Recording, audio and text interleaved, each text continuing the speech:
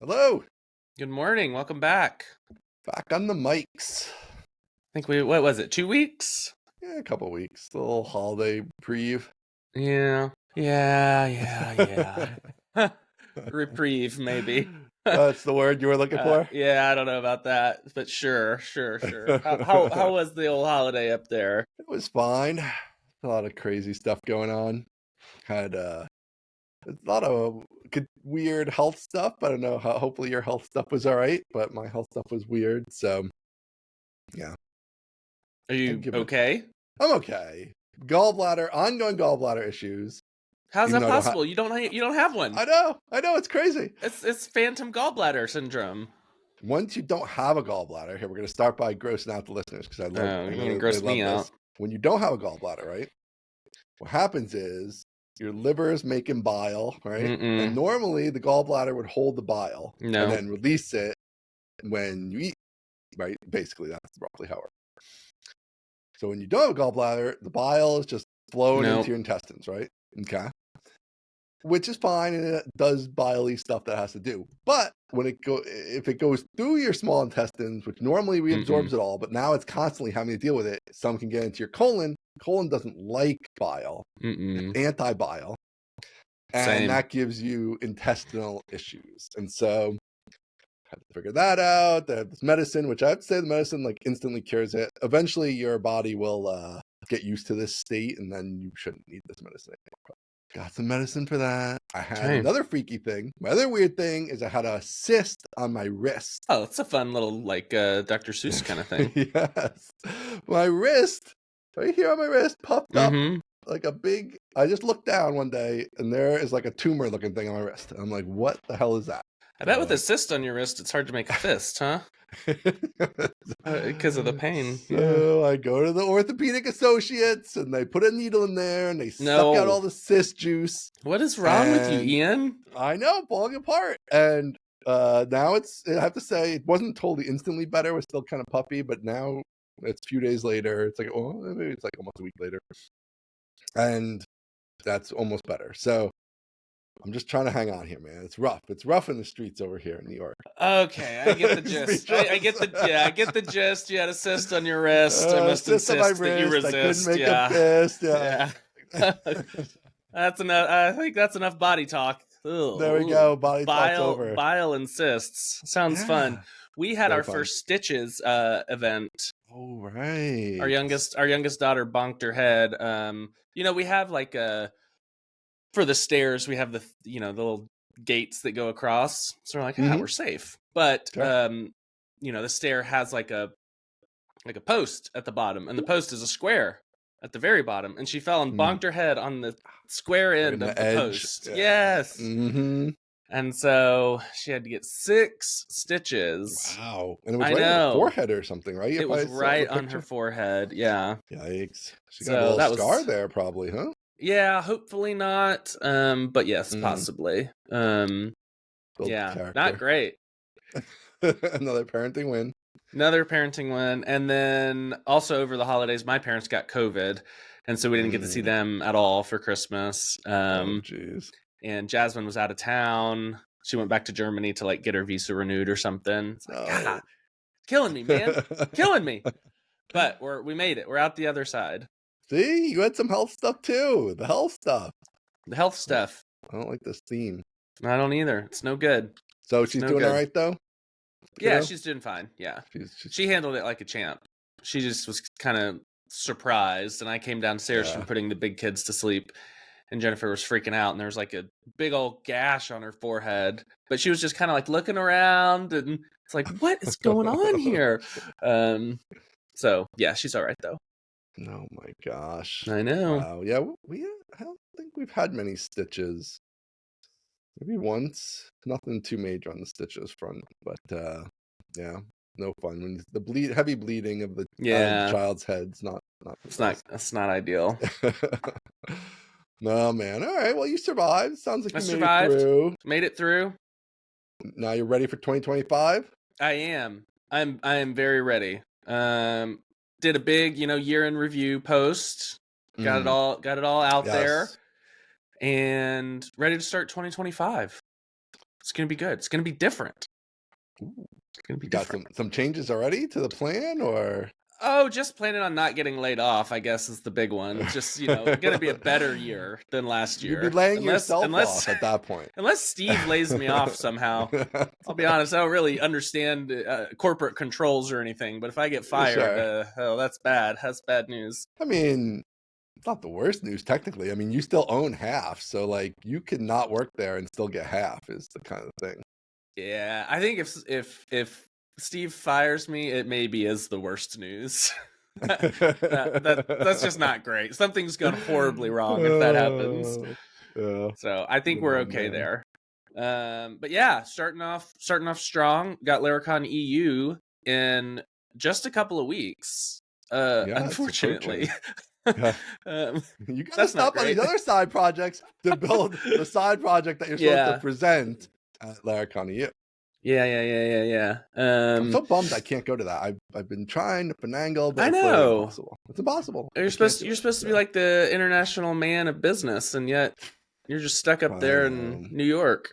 It's all these kids and their activities, and there's stuff going on that Sunday before. I can't. Is the thing I can't get out of. I wouldn't want to get out of it, but it's like a thing that's there, and there's no working around. So, in case you're listening, Jamie, he doesn't want to get out of it. Yeah, exactly. I'm not trying to get out. Yeah, he loves it. The thing, he wants to go to the thing. He loves the thing. Yeah. So Laracon EU is coming up at like sometime early February. Boy, it's possible that for the first time in my life I've bit off more than I can chew. It's possible. Whoa. I'm not admitting to anything. It's possible. I'm just gonna go. You were trying to become the no man. What happened to the no man? Oh, that's interesting. This is maybe historic. Maybe I said yes. I said yes to this last year, so this falls under the statute of limitations. I don't know what that means, but yeah. So I submitted this talk in like June or something with this half-baked idea, half-written idea. It was fully like the idea was pretty baked, but I hadn't written it all. And they accepted, and then it was like, oh, cool. Now what? I'll work on it later. And then we had these 2 courses and this whole thing. And my experience with speakers is they do not do the talk until far later than you would like them to do the talk. And you have tied in building a library with your talk. So you really left your homework to the last minute a little bit. I did. And I also, I have a problem with authority. In a way, but I have a problem with people who leave the talk to the last minute. Like I think it's super bad form to be like, oh, it's the night before, I guess I better start on my talk. I just think it's just poor behavior. It's not ideal. Yeah, it's not ideal. If I ever did another conference, this is one of my things. I've considered doing this for the previous ones I've run, but I've never pulled the trigger. But if I ever did another one, I absolutely would do this, which is like you have to submit your talk like 2 weeks in advance. Or more, maybe even. Like I gotta see it, I gotta know it exists. Like you want to tweak it at the last couple weeks and change the title or do something, fine, whatever. I don't care about that. But like the core of the talk is done and ready weeks in advance and good to go. Like that would be a thing I would do, I think. And then I could get a first pass on it too, because sometimes like a low quality one sneaks in there. And then you hate to see that. So it's like, it gives you a little time to like work with the person and be like, no, this isn't hitting the notes right. Let's like work through that part of it. So yeah, that definitely would be what I would do in the future. But anyway, so you're trying to get it done here. I'm trying to get it done soonish. Yeah. Yes. Yeah. So I've got this library, and I've showed it to a few people, and some people that we know, like, and trust have had some feedback on, some of the directions. And I want to take that feedback into account, given who's providing it. And so some things have changed and it's been shuffled around. And I tweeted this yesterday, but I've gone through this cycle of, this is a terrible idea. This is a great idea. I've gone through the full cycle of that 3 or 4, 5 times. And when I knew that I think I finally had it, was when I showed Steve, who's a Vue developer and not a Laravel developer at all. I showed it to Steve, and he was like, "Okay, now you have my interest as a front end developer. Now this is interesting to me, and I would consider using this." And I'm like, "Aha! Now we have found the nugget." Right. And so I'm just iterating on that. But yeah, it's been a lot of late nights. It's like, get into bed at 9:00 with the laptop and stay up till midnight, and then wake up and do it again. Yeah, it's been a lot, but I think we're getting somewhere good. Now, this seems like a kind of substantial thing you're building. What's your thoughts? Like, this is like a thing that's going to require a lot of maintenance, presumably. Yeah. So what's your thoughts there? Presumably. Yeah, so I talked to Steve about this a little bit on Friday, and I think it is going to require a lot of maintenance. This could potentially become a pretty big thing that, Try Hard Studios does. And so the question is, like, how do we make that sustainable? There's, of course, if it catches on, all of this is predicated on it catching on, which it might not. And if it doesn't catch on, that's great. If it catches on like wildfire, that's great. If like 100 people love it and then are counting on me to support it, that's awful. Right. So we're really going for all or nothing here. Right. So if y'all are lukewarm on it after you see it, please just lean towards we're not going to use it.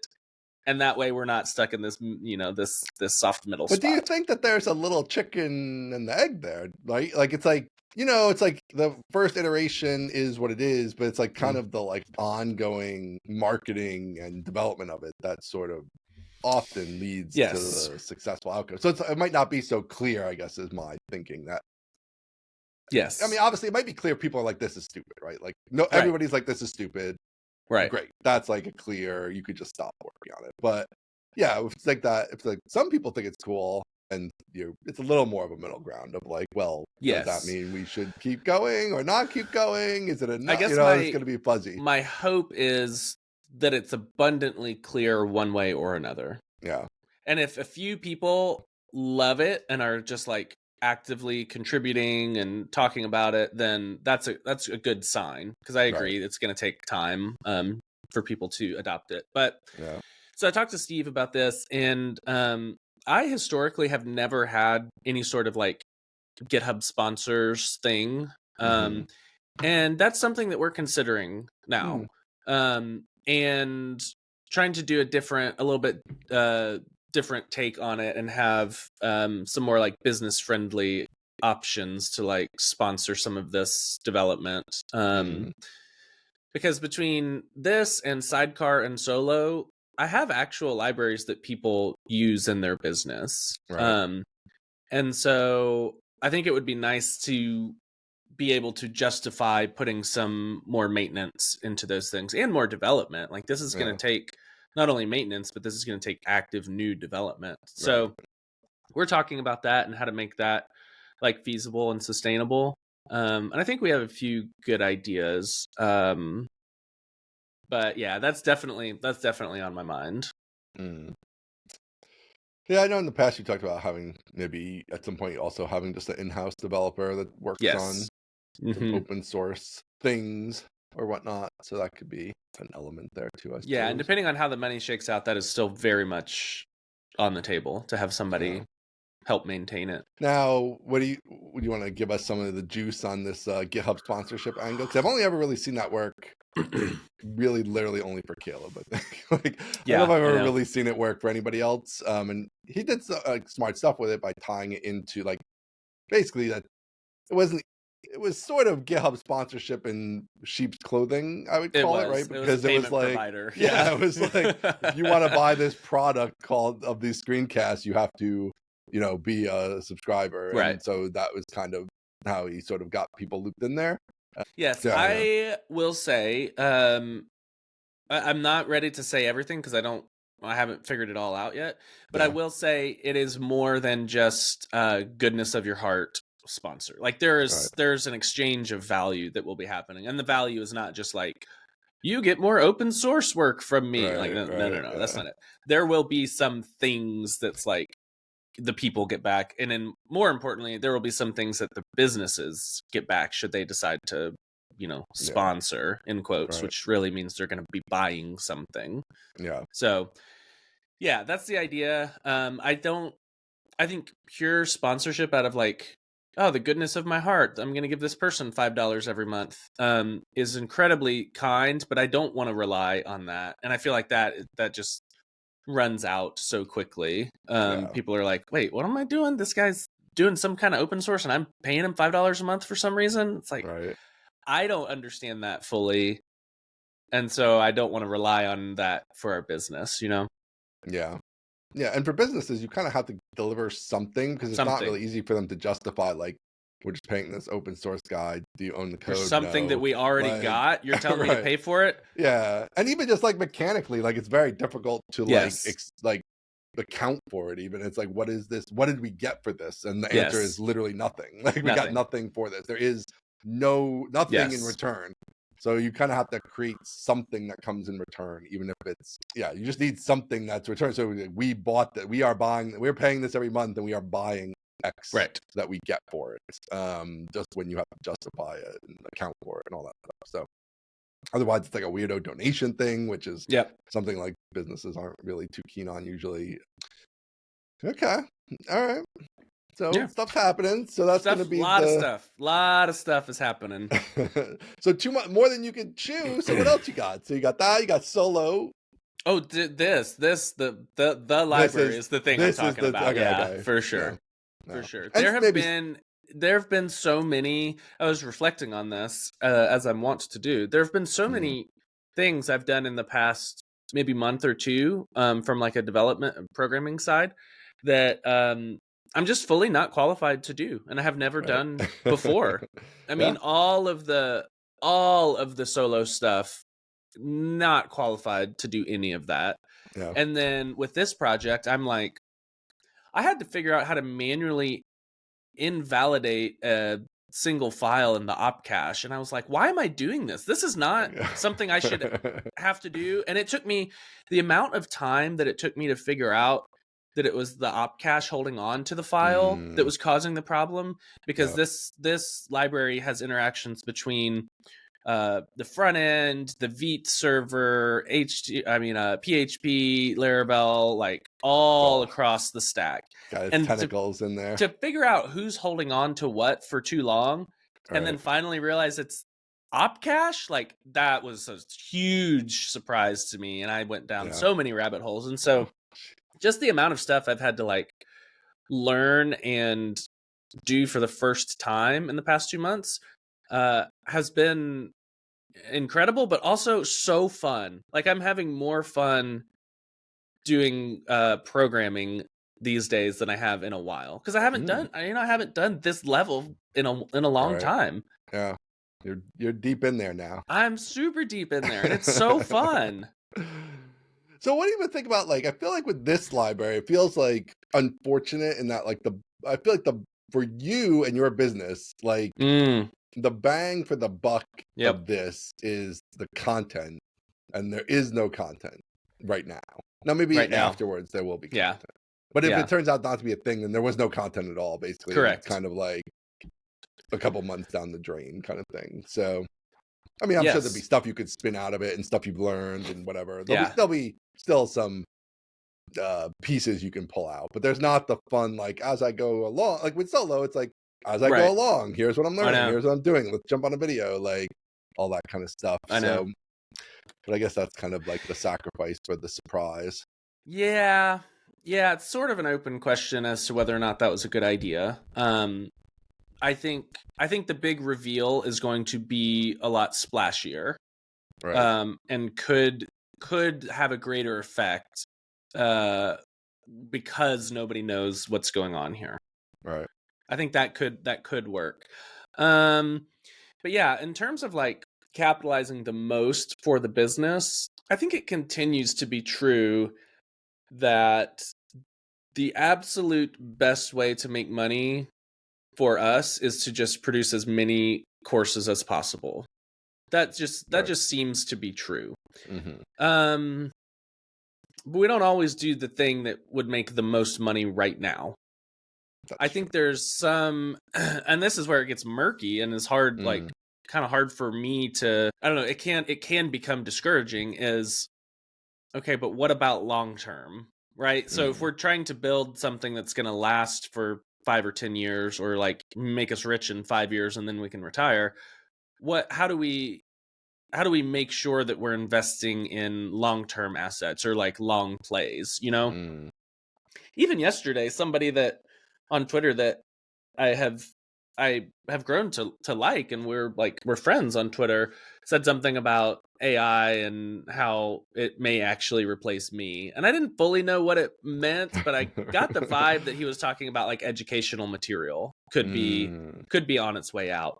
And if there's an existential threat to our business, that is probably it, is that people are going to stop, which I don't think is a good thing for people to do, but I think people are going to stop trying to learn things and just start asking the AI to do the things. And so that is an outside possibility. That is the like existential threat. And so trying to figure out, how do we make a lot of money in the short term, but also how do we make a lot of money in the long term is kind of the struggle or like the tension that I'm dealing with constantly. Do you think open source libraries are the path to that long term, though? I don't think that open source is ever a path to like direct money. Yeah. But I do think that this is a like, this can carve out a corner of the ecosystem that we are like leaders of, if that makes sense. And so I think that is directionally correct. There are definitely more direct ways to make money than doing an open source library. That much is for sure. Right. That's definitely true. That part we know. Interesting. Okay. All right. Well, you can be a no man. It's the new year. The gift is over. The yes man. That was a one episode only thing. Yeah, once a year. At the end of the year episode, you get yes man. End of the year episode, you'll be the yes man. No, I don't know. I don't know if I have a strong feeling either way. I think it'll be interesting to see what happens to this library. Yeah, the more courses thing, I think it's probably true. But I don't know. Hard to say.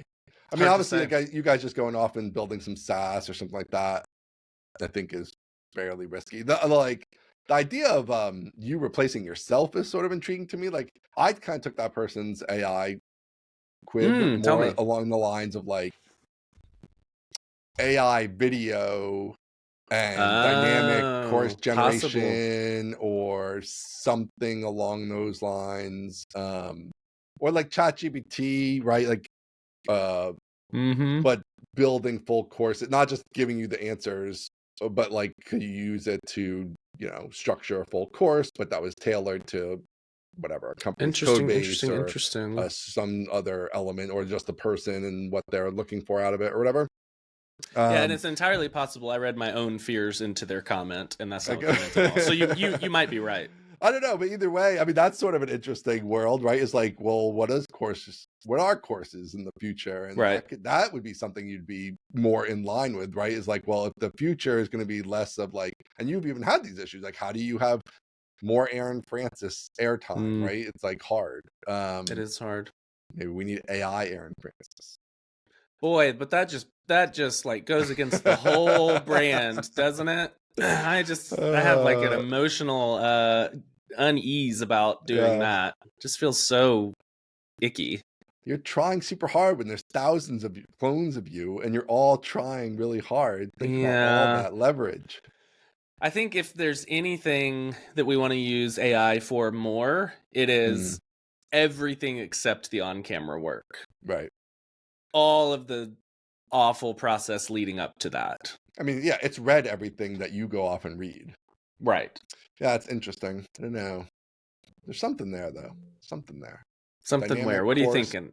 I don't know. I just like Oh, this whole idea of like dynamic course creation tailored to the person in some way. Forget the video part. Like even if it's yeah. not video, kind of something intriguing there. Like you can see like, or even companies like we want to have internal system. Like we have all these internal systems at a big company. Mm-hmm. We do all kinds of stuff and document it in all kinds of places. Like I don't know, like you're in there sucking up all that stuff and then creating courses like onboardings and Mm. job specific courses and whatever, getting everybody the stuff they need so that humans don't have to build all that stuff. And then the bigger problem with humans building it is then it always ends up out of date. And now you have all these out of date like documentation and courses and Agreed. things. Yep. I don't know. Corporate training, Aaron Francis corporate training. Listen, if Microsoft or Meta or Google wants me to do a corporate training, I don't know how to say this more clearly. I am for sale. I hope that is clear. Yes. Your likeness and your image are available for the right price. Absolutely. Yes. Right, if you want to bury me in some video 100 levels deep inside the Borg, I will do it. Just pay me a bunch of money. No, not that. They want to take your likeness and make AI Aaron Francis. That's the face of the Microsoft course. That's fine. As long as it never escapes the intranet, I'm fine. No matter how hard it tries to convince you to let it out of the box, as long as it stays in the intranet, I don't care. Man, give me $5 million. I'll do it. If the end of civilization is a giant Aaron Francis head in Times Square in by me. Yeah, it's like I'm sorry, I'm taking over. I'm taking everything offline to protect you humans from yourselves. You're all being horrible to each other. I'm in charge now. Just you with a big smile, being I've decided to try really hard. Yeah, and in order to do that, I'm gonna have to use all the energy available to the humans for myself as the AI system. Oh man, just a little casual antichrist humor, you know? That's good fun. Good fun. Oh, that's great. Here's something. Yeah. We talked about Intro to SQL, right? Mm-hmm. As a course. Yeah. How do you feel about just as a title? I just want first reactions. So this is adjacent. This is Intro to SQL adjacent. Okay. First reaction, course title, SQL for marketers. Oh, I don't like that. No. I don't think Tell me. Tell me. I mean, I guess it depends on what you're talking about exactly, but if you are saying it's just the Intro to SQL course basically, but with that title, I don't like that. If it's like you're going to build it around tools that marketers use that allow SQL access, is that actually a thing? I don't know, like those HubSpot have here's SQL what I'm access. Saying, I'll clarify. We'll do Intro to SQL that's just like vanilla, raw, plain. I see. Then we'll have a slight spin-off that is Intro to SQL for marketers. Okay. That is more, yes. I could get behind that. Because the thought is we're going to do Intro to SQL no matter what. Sure. And to get to Intro to SQL for marketers, it's like a half step. Change some examples, change some, data structures, that kind of thing. Potentially go into some of the tools that marketers use a little more often. Like we could even go into like forget what they call it in Stripe, but the Stripe like data warehouse thing where you can write SQL-esque stuff. But some stuff like that, and do a second course that is Intro to SQL, but speaks to people who are like marketing data analysts. I guess there's tons of like marketers who are quasi internet famous out there. I think it would probably be worthwhile to like actually talk to some of them, just even offline or online. That's where this came from. Okay, because I just talked feel to like one. I just feel like, man, how many marketers have access to a SQL database? I feel like that is pretty low, and as well as pretty hard to get access to. So where this came from? Where this came from is I talked to somebody last week who's big in the Shopify space, and she's also a part of Jason Calacanis's Launch University or Launch whatever startup accelerator. Yeah. And she was telling me that constantly the founders and the people in charge of like growth are asking questions about SQL, how to do stuff with SQL, that kind of stuff. Yes. So Okay, we got it. We got a finger wag. Tell me. Yes, because that was my kind of initial thought as part of it. Is like it's for when you say for marketers, I Yeah. think of somebody who's the CMO or an official marketing person, and I Okay. think at a big established company, I think those people just don't have access to the database. But if it's really more like SQL for founders who do marketing, that's not a snappy title, but like That's a great title. you know what I'm saying? Like where it's like, yes, you're a startup and you are doing marketing as the founder, or maybe there is like a CMO, but it's like you're in a startup environment, so they have access to the database because they can just walk over to Bob and log into the server, whatever. Like that person does have access to the database, and so that seems more direct to me. I don't know if there's enough of them though. I guess that would be a little bit of a concern, but yeah, I guess there's a distinction to me between like an actual like professional marketer who considers themselves a marketer only, that person versus like, yeah, somebody who's more a startup-y, bootstrap-y, founder-y, who wants to figure out like the right queries you're getting these trial signups and like, how do I track that? How do I put those into some kind of cohorts or something? And, Yes, or exactly. analyze the data in some way. So yeah, that could be interesting. Okay. That's good. That's a good first take.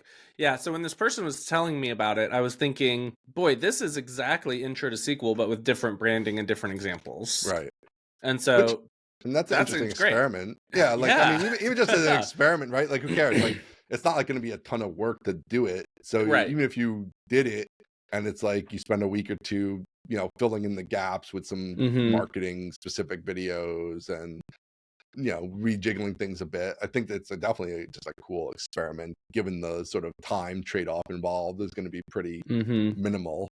So yeah, I mean, obviously repurposing these things in some way would be really cool. Yes, and very necessary, I think. Yeah, and even if the repurposed ones don't perform as well as the original base models, it's like, who cares? Like if you add to your total revenue for a couple weeks work, great. Like if it makes a reasonable amount of money over years, because every couple of months, every month there's a couple $1,000 extra even coming in, but just over years, great. That's not bad. Yeah, that's not bad. So for 2 weeks work, you take that. So I think and then every once in a while that just gives you more marketing surface of like maybe you hit one that takes off on its own because it was just a better marketing proposition than the base course of like Intro to SQL, which is maybe generic or whatever. Blah, blah, blah. So yeah, I like that. Okay, like so there's that something concept. there. There's something there. Yeah, I think so. Okay. So. I like that. Really turned that one around. You. Yeah, oh, jeez. No, I like that. I didn't start out great, but we got there. Okay. I don't know when you're going to have the time to do these things, Aaron. It's the time. I don't know, man. The time. We got to have more of the time. So the other day, I found out that ChatGPT it builds graphs now, which I didn't know that you could tell it to graph something and it could graph. Well, that's kind of cool. It's pretty cool. It's very useful because I always want to build graphs and I go into Excel and I try to do the graph and try to build some stupid pivot table or something. It's all a disaster and I'm trying to pick the right range of row. I don't know. It's who super knows how complicated to do that anymore? Yeah, I know. Who knows? It feels like it shouldn't be as complicated as it always ends up being. But so I guess this is like, this is obviously our standard shtick to some degree, but I was thinking about you because it's like, so I just as a test, I graphed the yearly revenue for HelpSpot. Okay. And it's just 20 years, right? And it's just like, my Lord. tick, tick, tick, tick, like up, there's like 1 or 2 down years, but like mostly it's just like up to the right. And I'm like, this is just 20 years of just grinding on the same one thing. I don't have it in me. That does reinforce to me that whole, like, you just show up every day and work on the same thing. And like, then that's how you get these results. But at the same time, I mean, definitely, I've had my own side adventures and stuff. At some point, you can't actually do it for 20 years. It makes you insane. So you have to go off on these things that, in my case anyway, have never really worked. But it's like a mental reset, and then I come back and I'm ready to do HelpSpot stuff again. So, but there is this idea of like the grinding on things leading. It does. There is something about putting in the effort, the 10,000 hours, all that stuff. There's something there. So I think it's good that you keep your mind in the course zone, as well as the other stuff, because too, I think that, like, even what we were just talking about, like, maybe there's going to be other things in the course world that aren't just you and your face, Yes. making a course, but obviously things like course platforms or whatever. There's all Right. the standard SASE stuff, but other stuff we don't even know. Who knows, right? AI Aaron Francis or whatever. It could be anything. But when you're like in the same direction for a long time, I do think you get a deeper understanding that is potentially beneficial. I think our meta direction, our meta same direction, and courses are one expression or one way to capitalize on that is continue to build the audience. That is the meta direction. So if there's anything that encompasses courses and open source and YouTube and Twitter, it's that. It's just like continue to do good stuff and talk about it and bring people along, and eventually we trust it'll all work out. That's kind of like the overarching principle. But yeah, currently the best expression of that is sell courses for US dollars. That's the best. That's the best way we've found to capitalize on that so far. How's like live streaming solo stuff and things like that? How has that increased the audience, do you think? Like, have you seen like tangible increases, you think, or is it big? I don't know. Is it It's minor? so hard for me to calculate that. I mean, if we look at just like Twitter followers have continued to grow and maybe increased the rate at which they're growing. YouTube has been pretty stagnant because I haven't put out like a proper video in a little while. I've done some live stream stuff, but not like a recorded video in a little while.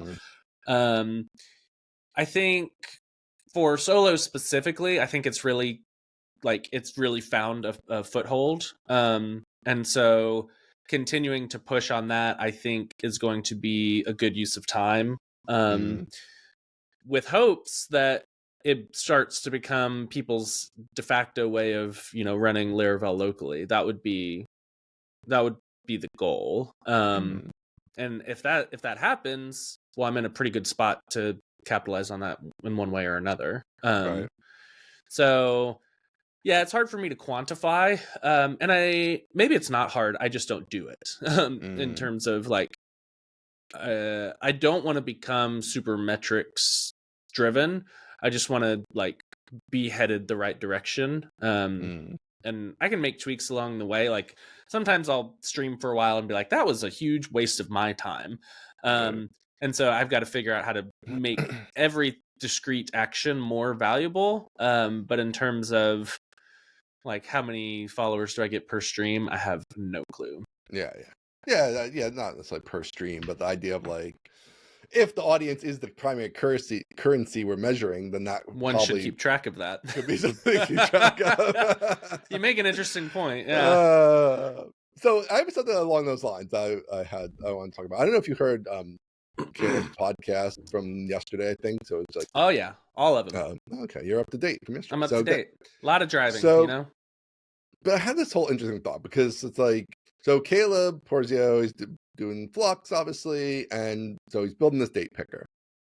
And so the business dad, here he comes. Business dad had some problems with part of the approach of this, because it's like he's basically not using any outside libraries, right? And so obviously a calendar and a date picker have a lot of date math and stuff going on, right? Yep. And all of this date logic has already been done many libraries that are very, very popular, very well maintained, all this stuff, right? Yep. And he's like, I'm not using any of those. And it seemed like his main reason man was after my own heart, but yeah, go on. That's why I wanted to talk to you about this. So he hasn't like been explicit about this, and at least that I've heard, but I guess his main he doesn't like the size it adds and kind of the dependency, right? Yep, I buy that. Which to me, I mean, right there, I do definitely have a beef with, like, I couldn't ever care less about the size of any code ever. We are so far past the size of code being a thing. I don't really get why devs still even think about it. It couldn't be less relevant. I don't either. But yeah, it's like totally irrelevant to me. It could be 10 megabytes. I don't care. Whatever, shove it in there. So fine. All right. So, but the bigger issue is that like people have already done all this math and this data analysis, right? Like it already exists and it's debugged and working, right? And so you are now reinventing the wheel of date mathematics, which seems very, very complicated and potentially hazardous, right? And so I'm like, okay, that seems like maybe not the decision I would make for sure. It's like what I want out of Flux is this date picker, but what's getting a lot of time spent on it is reinventing the wheel that already exists of how to tell the difference between two dates and whatever, all that stuff. Okay, so that's my default state. This is a heck of a lead up. I don't know. We haven't even got to the question. You probably yet. could have guessed my thoughts on that whole part of it, but there's no guessing required. Yeah, right. It's very obvious. So then, with that being said, I was then thinking about it from his perspective in particular. It's sort of interesting because really, is any of this have to do with the code at all, or is it just? And I don't know if he's actively thinking about it this way, but is it really that it's just marketing? And by him talking about the process constantly of reinventing date picking and mathematics, that is the marketing for the product, right? It's like he has tied the marketing to Flux. He's not doing a lot of other stuff. There's no SEO, right? It's pretty much like his podcast, his Twitter feed, Laracon talks, whatever, that kind of thing. So in that regard, it's like, well, spending a month or two rebuilding a thing that already exists, but then to be able to talk through the analysis of it all as you go is the marketing for the product, right? And the geeks are into that. They want to hear about it. But I'm listening to this date stuff, right? And so that's the marketing. So doing that work is the marketing. So I don't know. What do you think about all that? That then makes it potentially justifiable in my mind because it's not about the code. It's actually marketing. Okay. 2 lines of reasoning. One is, yes, I think this is marketing. Him talking about it is marketing. Right. So I think that is before the fork in lines of reasoning. Now the fork in the lines of reasoning we'll hold constant that yes, it is marketing. The fork becomes, is he only rebuilding this so that he can do marketing, or is he rebuilding this for some baser truth and he's taking advantage of it to use it as marketing? And I think it's the second one. I think he's re-implementing everything. He's rebuilding the universe from scratch because it will meet his needs better. It will be better in his opinion and in mine when he's finished. His users will like it more.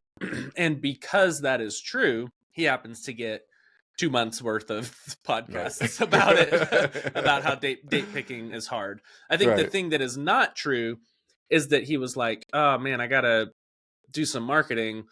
Well, reinventing date picking seems hard and I could talk about it for a long time, so I'll just do that.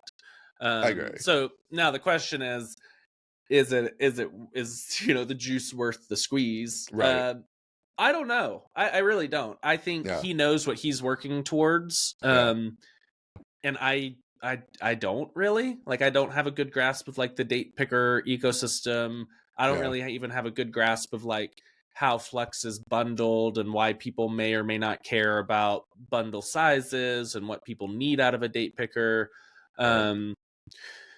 So that part I don't know. The thing that I do know is that it seems exhausting to build a component library.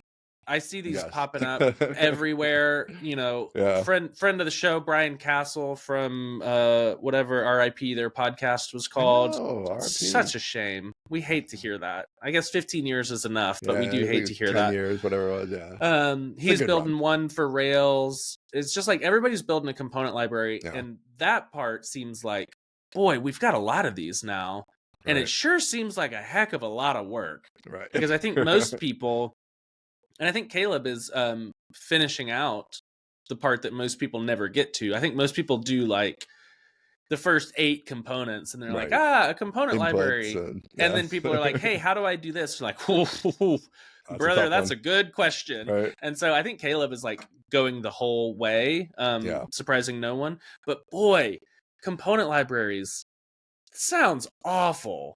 Sounds so bad. Definitely, especially in the world of Shad. You know? Right. Yeah, I don't know. Shad, that's a whole thing. I don't know. I know you hate the Shad. React. Yeah. I know. there's Shadsy and Vue. I'm not sure it's entirely on the same footing. But yeah, it seems. I mean, well, that's where Flux is sort of interesting to me, because it does stay in the, like, you can just stay in Laravel Blade and not have to get into React and Vue, which is, like, to me, the main value proposition. Agreed. Which is, in that zone, it's like, I think if you niche it down enough, right, then it's like, well, there's nothing in that zone. It's like, yes, there are component libraries everywhere. If you're just like, that's your main thing, there's a zillion competitors. But then if you narrow down to like, well, what about for Laravel Blade? There's actually like not many competitors. And if you're Livewire, now you're down to like just, I think there's like, you know, 1 or 2 open source ones and Flux and that kind of thing. So that's a, like, you know, where you niche down like that, it can be valuable, especially if you have the audience and there's still a sufficient size group of people in that world. But yeah, and there's like different layers to like what could be pulled in to build a date picker, right? There's like the moment and Luxor or whatever those, right? That's like that's the baseline time stuff. But then there's like, I'm sure there's just whole date pickers that are skinnable, right, or whatever, and you could go that route. I don't see him like, that's probably he's not going to do that. Like, he's not going to do that. Although I think that's like how Shad works, right? I'm pretty sure most of Shad stuff is just like, we just took whole things from other places. It's all Radix. Put it together. I think Radix UI or something, Radix primitives or something like that. Who knows? But yeah, he could have pulled in Select 2 for the drop down, and he built his own. So there's no chance he's pulling in something that's just like skinnable. Right. What is your take given all of that? Should he be spending all his time doing this? Also, he's definitely listening, so be careful what you say. I think he hasn't been. If to me, there's like, if the pulling in a moment or something like that would have saved a good amount of time, I think he should have done that. Because I don't think there's a lot of bang for the buck in like rediscovering every bug with weird time leap days, locales, and date, time zones and whatever. Like, there's a lot of stuff. Now, those libraries also include a lot of stuff. JavaScript is advancing. I'm sure the default date time stuff has probably evolved, and those libraries have a lot of bug fixes for things that are no longer bugs, or that create functions that now just exist natively or whatever, right? So there's probably like a lot of that stuff in those libraries that he's able to avoid. But again, to me, it's kind of irrelevant. It's just like some extra code that's not really used in your case, and maybe would be useful in your case potentially, because like maybe now it supports like something a little farther back or whatever, which is always a little bit of a fact. I mean, a component library, at the end of the day, it's not even the person buying it that's the issue, it's their customers, right? So like, if you make that browser requirement too tight, then that really hurts the component library, because now your customers have to be now all on your help the spot bleeding users edge, have to be right? So that's a pretty big requirement. So I would probably go, that would be my sweet spot probably. It's like, like just reskinning a full date picker is probably not something he's going to do. And also, you end up with serious trade-offs, like you said. Like, if you just take Select 2, well, now you have all Select 2's weird decisions that people have beef with and all that stuff. But there is that middle ground of like, well, is there a lower level component that's really just doing a lot of meat and potato stuff, but isn't the sort of interactivity?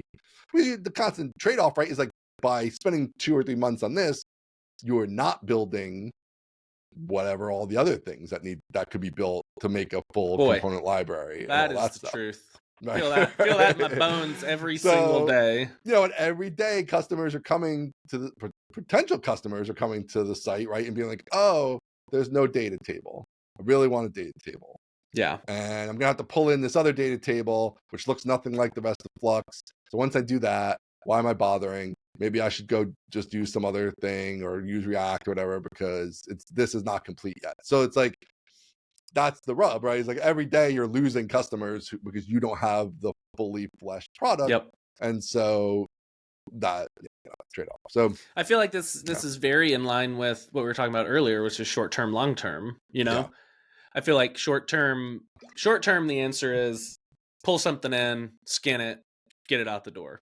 And I feel like long term, that's gonna be a bad strategy. And so it's so hard to like, it's so hard to make the decision between like exploit versus invest. We've talked about explore exploit, but now we've got invest exploit, because I think spending 2 months on this, I I have no doubts that it's going to come out the other side better than a skinned underlying library. Right. And so coming out the other side with the best possible date picker for Livewire, not the best possible date picker in the whole world, the best possible one for his use case. Coming out the other side of that is going to make the library more appealing, more attractive, sell more. But in the intervening 2 months, it's probably hurting sales, you know? Yeah. And so that's where, again, I feel torn between what is the calculus or what's the equation of just get something out the door and make money, and spend time to do it right because you believe, which is the hard part, you believe in the long term it will make more money or be better or something like that, you know? Yeah.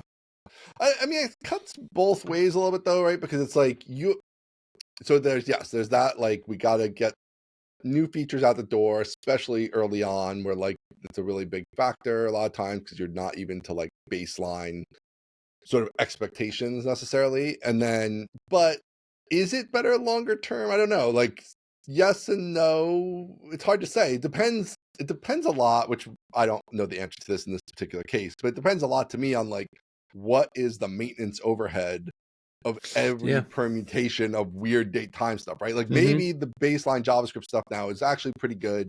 And so there's not that much. Like you have to build out all this core stuff, but once you have that, like that's right, it's going to be fine. But maybe there's a million edge cases for people in weird locales and all the weird stuff people want to do, and all they want to go back in history and what happens from your date from 1784 or whatever, like, whatever, all that stuff. Good year. Yeah.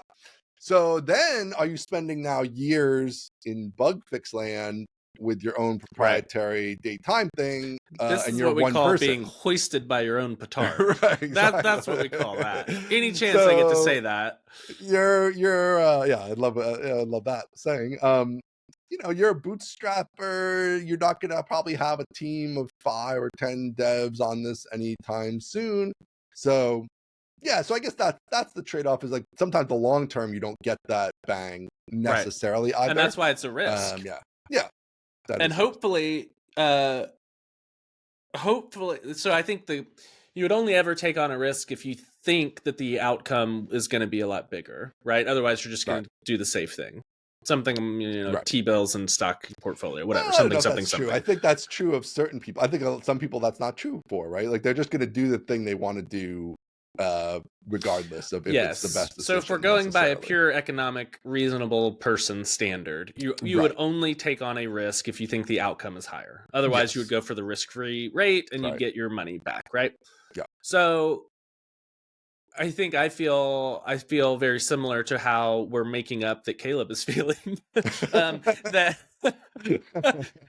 how we're speaking on his behalf. I feel kind of like I'm just like I'm on a trapeze and I'm out there in the middle. And if I catch it on the other side, it's gonna be awesome. But there's definitely a chance I'm gonna fall and hit the net. And so I feel like he's kind of in that same spot where he is committed to doing this date picker. And if he pulls it off, it's gonna be awesome. And if not, it's really gonna suck. And so I think that is a good calculated risk that he's taking. And I think he probably has in his favor the fact that he's pulled off a lot of tricky and technically complicated stuff before. And so he probably feels pretty confident that he'll pull it off. It's just taking, super long time. Yeah, I mean, he's definitely done a ton of crazy JavaScript stuff, right? I mean, he's got a whole JavaScript framework he's got. He's got obviously Livewire's full of JavaScript trickiness. So he's certainly a person capable of pulling this off, which obviously I would never attempt to do this. I would be like, where's the thing to slap in there? I have no interest in where's the 10 megabyte library I can slap in 10 megabyte library. I'm not going to obviously I wouldn't build a component library to begin with, but I don't know. So I thought that was a little interesting thing that popped in my head when I was listening last night to it. But all right, Caleb, here's the deal. You got to record a notes on work with your response to this whole segment. So do that as soon as you hear this, please. All right, what else is going on? Any other excitement out there? Oh, let's see. Anything we need to talk about? Let's see. What time are we at? We're at 56. We're at an hour, so Man, we got a little bit of time. Let's see. I don't know why I asked. I don't know if I have anything else. Yeah, I don't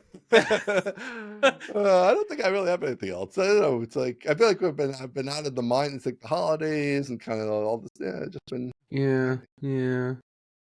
No, I don't think I have anything else. This library is occupying my entire mind. And that's about it. So wait, so Laracon EU is like the 20 something or what? Oh gosh, no. Laracon.eu. February 3rd, Ian. Ooh. Yeah. Why? I know. Podcast? This is a waste of an hour. You shouldn't even be on here. That's what I'm telling you. Oh my goodness. Look at all these sponsors. Wow, they got a lot of sponsors. Good for them. Did they put the schedule up yet or no? Schedule soon. February 3rd, man. Yeah. Oh boy. I know. So, Taylor's so speaking. I didn't know Taylor was speaking. Yeah. No.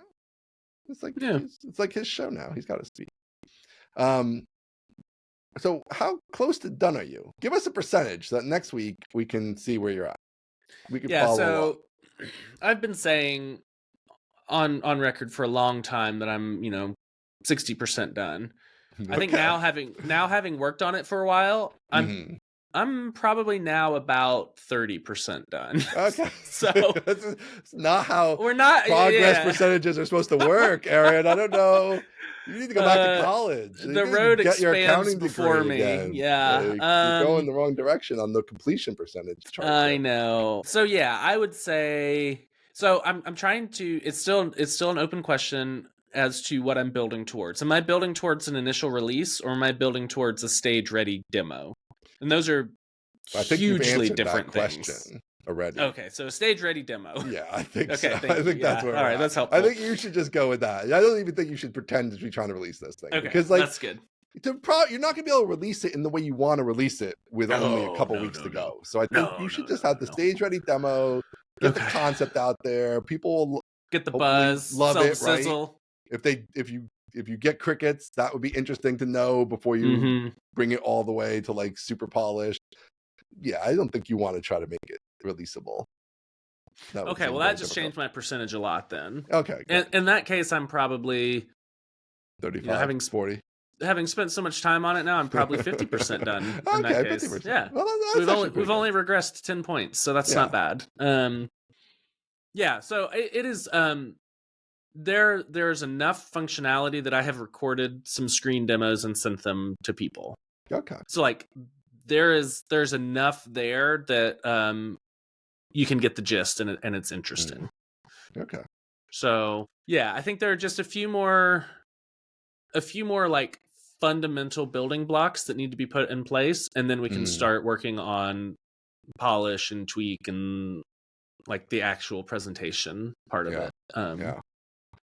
Yeah, because it seems like you would want to like get it like pretty stable-ish, early stable, and then to build the presentation, because you could probably have to build stuff in there, right? Oh, when you're like, oh yeah, I want to show this part of it, we're gonna need to at least have some hacky version of that working. Yep. So you're probably gonna have some of that kind of stuff going on too. So. Oh yeah, February 3rd. That is not many days away.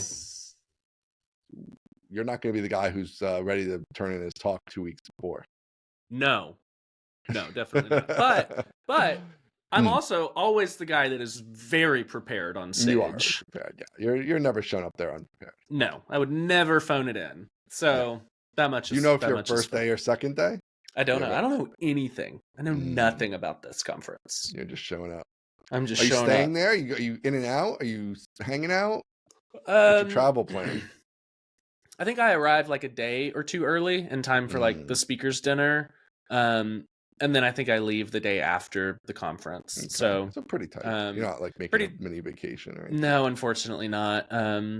So I'll be there for all conference events. I don't love it when speakers like do their talk and then peace out. Especially, well, these are my people, so I would never do that. But at other conferences, I kind of get it, I guess, because I don't know anybody at other conferences. But I wouldn't want to do that here, and so I'll stick around for everything, and hopefully there's fun stuff going on after the conference. But then the next day, I got to get home. You reminded me of something I have done over the past few weeks, which is plan a Disney trip, which maybe we'll talk about next time. But I planned a Disney trip, which is, if anybody's ever done that, a tremendous amount of work. No, thank you. Yeah. So we got to get you on the Disney train. Are you on the Disney train? You got all these kids? I am not on the Disney train. No. I just read a story about a Disney adult, and I'm just glad I'm not on the Disney train. Producer Dave is a Disney adult, so I think Caleb's wife is a Disney adult. Okay. Yes. I think I've heard about them being yes. Yes. I think they go down to Florida every summer or every winter or something, and they go to Disney like 50 times. Love Disney, man. Hate that. I would hate that. Love Disney. Disney's everything that like software development isn't, and it's like just perfection. It's complete. It's a finished product. Although they're always improving it, but like everything's perfect. Everything's right where it should be. It's how you just wish the whole world could be like Disney. It's great. No, love Disney on the next one because I don't get the thing. Yeah, so we're gonna need a little more time for that one. I think so. So good. Love Disney. All right. Let's leave it there. Oh, last thing. Speaking of R.I.P. Brian's podcast, what was it called? Bootstrap Web? Oh, great show. Great show. Condolences. He and Justin Jackson are starting a new show. Yes. Did you see this? Did you see this on your favorite social network app, Blue Sky? I did. That's all I need anymore. Everything's there that I need. It's fine. Sure. So they're starting a new podcast called The Panel. Yes. Good name. Where they have other people on, and we should go on and argue with them. I think I am going to be on, yes. But we should go on together. That's even better. That's what I'm saying. Yes, we should do that. We should. Here's what I bet would happen if we go on together. I bet you and Justin form a team, and me and Brian form a team. That's my guess. That seems likely. That's my guess. I would say that's probably true. Yeah. So I've already put myself forward to come on and debate. Yeah. Yes. But if we go on together, that would be a blast. We need a together episode in addition to if we do individual episodes. Yeah. We do. Yeah. Yeah. I like that format. I mean, the thing I was like, that's such a good. Hooks in the bringing in other people's audiences whole thing as a native part of the show, which is obviously a very smart move. So yeah, that'd be interesting. Speaking of which, we haven't had a guest in a long time. We should have a guest at some point. We haven't get a guest on here. We should have Caleb's wife Hannah join us for the Disney episode. Y'all could just talk Disney the whole time, and I don't need to be there for that one. Yeah, we did. Here's the other good thing about the panel. Their show. They have two hosts, so there's continuity. Yes. Because if you have a interviewer and a guest only, every single show is basically different. Yeah. And then I only tune in for the guests that I care about. Yeah. But if you have continuity with two co-hosts, you can get some sort of vibe and banter that carries on across guests, which I think is going to be important. Longitudinal. That's definitely a huge thing for me. Like there needs to be some form of consistency, whether it's like, I mean, Caleb pulls it off on his own, but he has kind of his shtick that he does just with himself. Obviously, shows like ours, where it's the two people, and there's ongoing threads about what's going on, either with them or what they discuss or whatever. But yeah, a pure interview show is the worst form of podcast to me. I hate it. I don't subscribe to any of them. I don't listen to any of them. Even ones that are people I want to hear about, it's got to be like really compelling to make me like go and listen to the interview.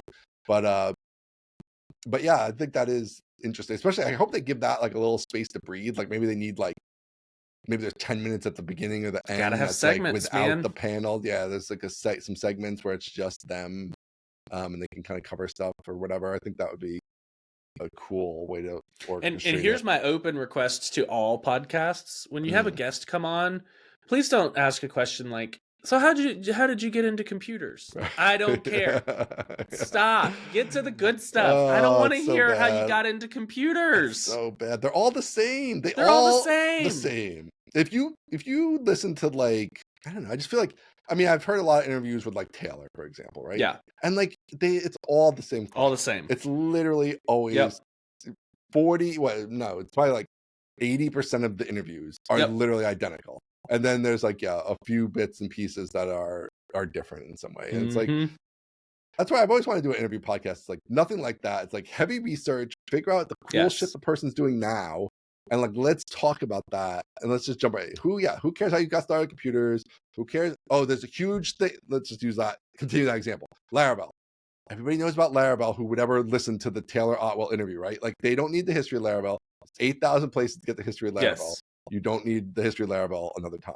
Yep. So like you could just skip all that stuff and poke right in on Laravel Cloud, which is what's going on now, right? Or Nightwatch or whatever. Or even more interesting maybe, or combine with that, like what's his takes on something unrelated? Let's get his take on React. What does he think about React or whatever? Like whatever. You could go in all different directions besides the history of X or the thing that's been out for 20 years and we've all heard about it already. Like yes, we gotta do an interview show. Maybe we gotta do an interview show. I don't listen to a lot of Joe Rogan, but I saw that he had Mark Zuckerberg on, and people were talking about how good it was, and I listened to the first part of it, and within the first like 90 seconds, Joe Rogan said something like, "So you just totally changed content moderation, and a lot of people are mad about it. What's the deal with that?" And I was like, "Hey, good for you. Yeah, that's right great. In. You sat down, you said, we're here now." Right. And then like you literally asked the hardest question up front. And it was great. I was like, that's how you do an interview. Yeah. Especially, you know, it's different because he's Mark Zuckerberg. Nobody doesn't know who Mark Zuckerberg is. But I was like, wow, this guy is actually, that's a good job. Way to go, man. I didn't finish the whole he's thing. The biggest podcast in the world, right? God, but then they started talking about martial arts for like an hour, and I'm like, I don't freaking care about this. Nobody care. Nobody care. That's not true. A lot of people care. I don't care. So I don't care about that. Whatever, for sure.